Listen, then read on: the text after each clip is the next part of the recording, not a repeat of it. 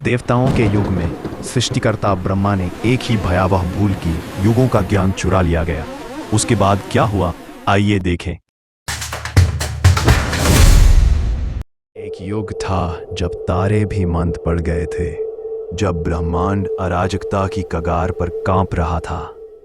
सनातन धर्म जो कभी अड़िग और दीप्तिमान था, बुझती ज्वाला सा क्षीण हो रहा था।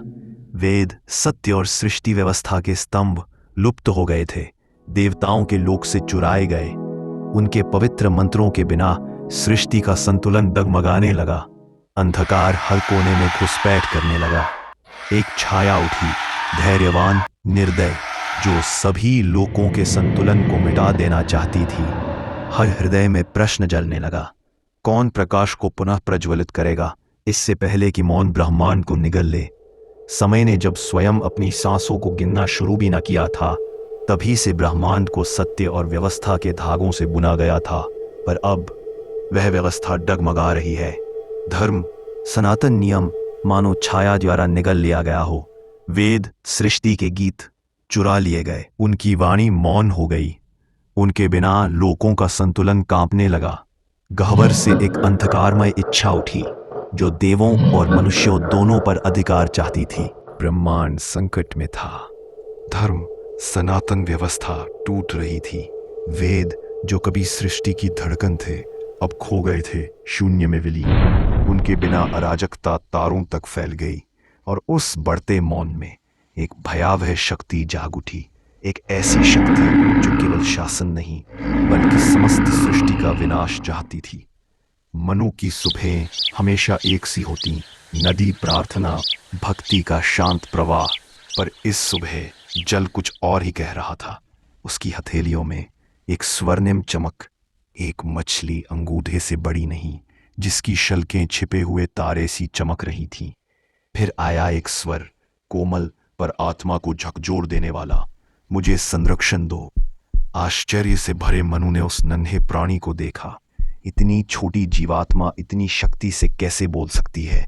फिर भी उसके भीतर विचारों से गहरा, भय से पुराना ये सत्य प्रकट हुआ।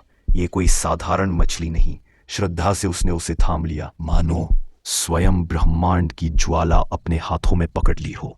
दिन प्रतिदिन वह मछली बढ़ती गई। कटोरे से तालाब, तालाब से नदी। उसका रूप विशाल होता चला गया, और हर श्वास के साथ मनु ने सृष्टि की नाड़ी धड़कते हुए महसूस की। ये साधारण मछली नहीं, एक छिपा हुआ रक्षक था। दिव्य दूत, सृष्टि का भाग्य मनु को चुन चुका था, और इसी बंधन से नियति की कथा खुलने लगी। वह नन्ही मछली अब आकाश तक फैला हुआ महाविशाल रूप बन चुकी थी। और फिर उसका स्वर्णिम आवरण प्रकाश बनकर फट पड़ा। भीतर से प्रकट हुए विष्णु, पालनकर्ता, जिनका स्वर गर्जन की तरह गूंज रहा था। मनु, अंत समीप है, विनाश की बाढ़ उठ रही है। समस्त जगत इसका शिकार होगा, पर तुम्हें बचना होगा।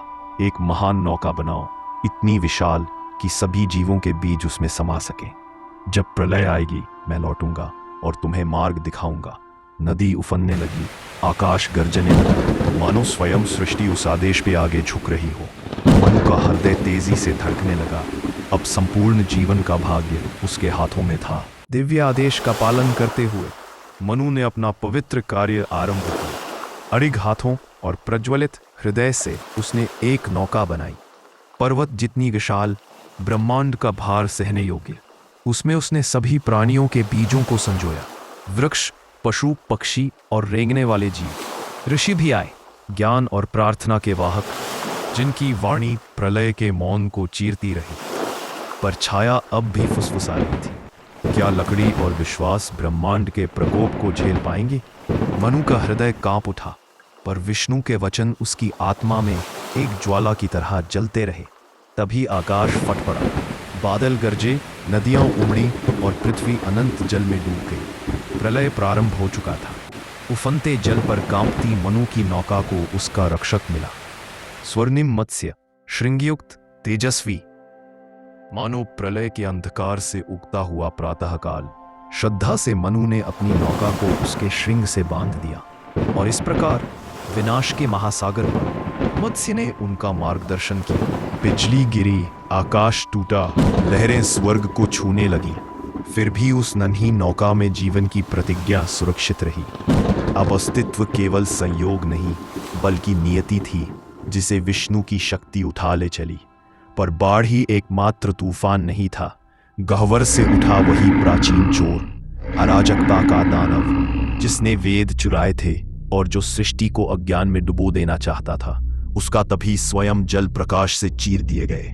मत्स्य स्वर्णिम उद्धारक अब सौम्य नहीं, भयानक और महिमामय गर्जना के साथ उसने दानव का सामना किया। जल बट गया, आकाश कांप उठा जब दांत और श्रृंग अंधकार से फिर गए। युद्ध प्रलय के तूफान और लहरों में चलता रहा। अंततः एक प्रचंड प्रहार से पालनकर्ता ने दानव को परास्त किया। उसके हाथों से छूटकर वेद ऊपर उठे, दमकते हुए सत्य की शक्ति से आलोकित। जो ही वेद ब्रह्मांड में लौटे, प्रलय थमने लगा, अराजकता पराजित हुई, बाढ़ समाप्त हो गई। संसार रिक्त पड़ा था, नई सांस की प्रतीक्षा में। उस शून्य में एक व्यक्ति खड़ा था, मनु, नियति का संरक्षक। ऋषि भी साथ थे, प्राचीन ज्ञान के प्रहरी। वे मिलकर धरती को जागृत करेंगे, जीवन को पुनः स्थापित करेंगे और एक नए युग का प्रथम अध्याय लिखेंगे। यह अंत नहीं, यह पुनर्जन्म की शुरुआत है। प्रलय की अराजकता से एक स्वर उठा, प्रथम अवतार का। मनु सुरक्षित था, जीवन पुनर्जन्मित हुआ और ऋषियों ने ज्ञान की ज्वाला आगे बढ़ाई। इस अवतार में सिखाया, विजय नहीं बल्कि कर्तव्य, शक्ति नहीं बल्कि करुणा, केवल अस्तित्व नहीं बल्कि ज्ञान की रक्षा। क्योंकि हर युग में जब अंधकार सृष्टि को धमकाता है, तब दिव्य अवतार अवतरित होता है। यही उस सनातन वचन की शुरुआत है, दशावतार की यात्रा।